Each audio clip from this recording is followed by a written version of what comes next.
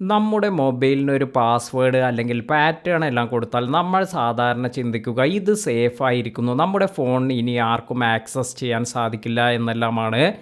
എന്നാൽ ഇങ്ങനെയല്ല. നിങ്ങൾ പഴയ ഫോണുകളെല്ലാം നോക്കിയിട്ടുണ്ടോ? ഇത്തരത്തിൽ നിങ്ങൾ കൊടുത്തിരിക്കുന്ന ഈ പാസ്വേഡ് അല്ലെങ്കിൽ നിങ്ങൾ കൊടുത്തിരിക്കുന്ന പാറ്റേൺ ഒന്നുമില്ലെങ്കിലും നിങ്ങളുടെ ഫോണിലേക്ക് ലോഗിൻ ചെയ്യാനെല്ലാം സാധിക്കും. പഴയ മൊബൈൽ ഫോൺ എല്ലാം യൂസ് ചെയ്യുന്നവർ അവർ ഇപ്പോഴും ഇത്തരത്തിലുള്ള മോഡൽസ് എല്ലാം യൂസ് ചെയ്യുന്നുണ്ട് എങ്കിൽ ഈ ഒരു കാര്യമെല്ലാം വളരെയധികം ശ്രദ്ധിച്ചിരിക്കണം. അതായത് ഇത്തരത്തിലൊരു സെക്യൂരിറ്റി പ്രോബ്ലം എല്ലാം ഉണ്ട്, അല്ലെങ്കിൽ ഇത്തരത്തിലൊരു ഡ്രോബാക്ക് അല്ലെങ്കിൽ ഒരു ഗ്ലിച്ച് എല്ലാം നമുക്ക് കാണാൻ സാധിക്കും. അപ്പോൾ എന്താണ് ഇവിടെ സംഭവിക്കുന്നത് എന്ന് നോക്കാം. നിങ്ങളുടെ ഫോൺ ഇപ്പോൾ ഒരു സെക്യൂരിറ്റി കോഡ് എല്ലാം കൊടുത്ത് അല്ലെങ്കിൽ ഒരു പാറ്റേൺ എല്ലാം കൊടുത്ത് നിങ്ങൾ പ്രൊട്ടക്റ്റ് ചെയ്തു വെച്ചു, എന്നാലും ഇത് 100% പ്രൊട്ടക്റ്റഡ് ആണ് എന്ന് പറയാൻ സാധിക്കില്ല. അപ്പോൾ വീഡിയോ സ്കിപ്പ് ചെയ്യാതെ മുഴുവനായി കാണുക. ഇങ്ങനെ ഒരു ഡ്രോബാക്ക് എല്ലാം തന്നെ പഴയ മൊബൈലെല്ലാം യൂസ് ചെയ്യുന്നവർക്ക് വരുന്നുണ്ട്. അപ്പോൾ ഈ ഒരു കാര്യം നിങ്ങൾ വളരെയധികം ശ്രദ്ധിക്കുക.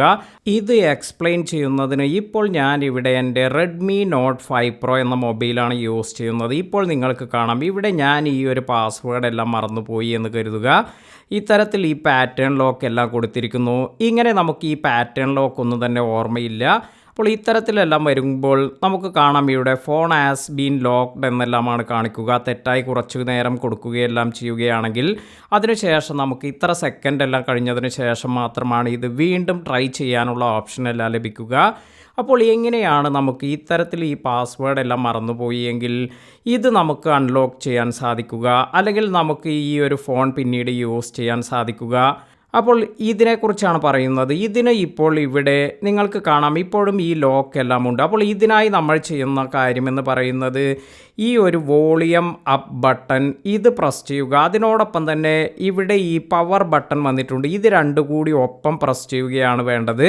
ഇത്തരത്തിൽ ഇത് കുറച്ച് നേരം പ്രസ് ചെയ്ത് പിടിക്കുമ്പോൾ നിങ്ങൾക്ക് കാണാം ഇപ്പോൾ നമുക്ക് ഇവിടെ വൈപ്പ് ഡാറ്റ, റീബൂട്ട്, അതുപോലെ കണക്റ്റ് വിത്ത് MI അസിസ്റ്റ് എന്ന കുറച്ച് ഓപ്ഷൻസ് എല്ലാം വന്നിട്ടുണ്ട്. നമുക്കിത് ടച്ച് ഒന്നും വർക്കാവുകയില്ല.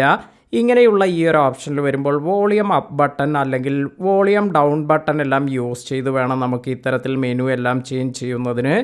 ഇവിടെ നമ്മൾ വൈപ്പ് ഡാറ്റ എന്നതിൽ പോവുക. അതിനുശേഷം നമ്മുടെ പവർ ബട്ടൺ എൻ്റർ ചെയ്തതിന് ശേഷം ഈ ഡാറ്റ വൈപ്പ് ചെയ്യാം. അതിനുശേഷം വൈപ്പ് ഓൾ ഡാറ്റ എന്നാണ് വന്നിരിക്കുന്നത്. ഇതിൽ ഒരു വട്ടം കൂടി നമുക്ക് ഈ പവർ ബട്ടൺ എൻ്റർ ചെയ്ത് കൊടുക്കുക.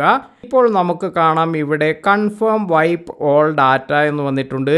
ഇത് നമ്മൾ ഇവിടെ കൺഫേം എന്ന് കൊടുത്തതിന് ശേഷം ഇവിടെ ഈ പവർ ബട്ടൺ എൻ്റർ ചെയ്യുമ്പോൾ നിങ്ങൾക്ക് കാണാം ഡാറ്റ വൈപ്ഡ് സക്സസ്ഫുള്ളി എന്ന് കാണിക്കുന്നുണ്ട്. അതിനുശേഷം നമുക്ക് ബാക്ക് ടു മെയിൻ മെനു എന്നതിൽ ഇവിടെ ഈ പവർ ബട്ടൺ എൻ്റർ ചെയ്തതിന് ശേഷം വീണ്ടും ഈ ഒരു റീബൂട്ട് ഓപ്ഷൻ എല്ലാം വരും. ഇത്തരത്തിൽ നമുക്ക് റീബൂട്ട് എന്ന് കൊടുത്തതിന് ശേഷം വീണ്ടും റീബൂട്ട് ടു സിസ്റ്റം എന്ന് കൊടുക്കാം. ഇപ്പോൾ നിങ്ങൾക്ക് കാണാം ഇത് റീസ്റ്റാർട്ടായി വരുമ്പോൾ നമ്മൾ കൊടുത്തിരിക്കുന്ന പാസ്വേഡ് അല്ലെങ്കിൽ പാറ്റേൺ ഒന്നും തന്നെ ഇവിടെ കാണാൻ സാധിക്കില്ല. ഇത്തരത്തിൽ നമ്മുടെ ഫോൺ ഇത് കംപ്ലീറ്റായി റീസെറ്റ് ആയിട്ടുണ്ട്. ഇനി നമുക്ക് പുതുതായി എന്തെങ്കിലും പുതിയ ഐഡിയിലെല്ലാം ലോഗിൻ ചെയ്യുകയും നമ്മുടെ ഈ ഒരു ഫോണെല്ലാം തന്നെ യൂസ് ചെയ്യാനും സാധിക്കും. അപ്പോൾ ഒരു സെക്യൂരിറ്റി ഇഷ്യൂ തന്നെയാണ് ഇത്തരത്തിൽ നമുക്ക് ഈ ഒരു പഴയ ഫോണുകളിലെല്ലാം കാണാൻ സാധിക്കുക. നമ്മൾ എപ്പോഴും കരുതുന്നത് ഇത്തരത്തിൽ നമ്മൾ ഈ ഒരു പാസ്വേഡ് അല്ലെങ്കിൽ സെക്യൂരിറ്റി കോഡ് എല്ലാം കൊടുത്താൽ ഇതെല്ലാം തന്നെ നമ്മുടെ ഫോൺ സെക്യൂർ ആയിരിക്കുമെന്നാണ്. ഇപ്പോൾ നിങ്ങൾക്ക് കാണാം ഇതുപോലെ ഇത് കംപ്ലീറ്റ് റീസെറ്റ് ആയിട്ടുണ്ട്. ഇനി നമുക്ക് ഇവിടെ നമ്മുടെ ID പാസ്വേഡ് എല്ലാം കൊടുത്തതിന് ശേഷം വീണ്ടും നമുക്ക് ഇതിലേക്ക് ലോഗിൻ ചെയ്യാനെല്ലാം സാധിക്കും.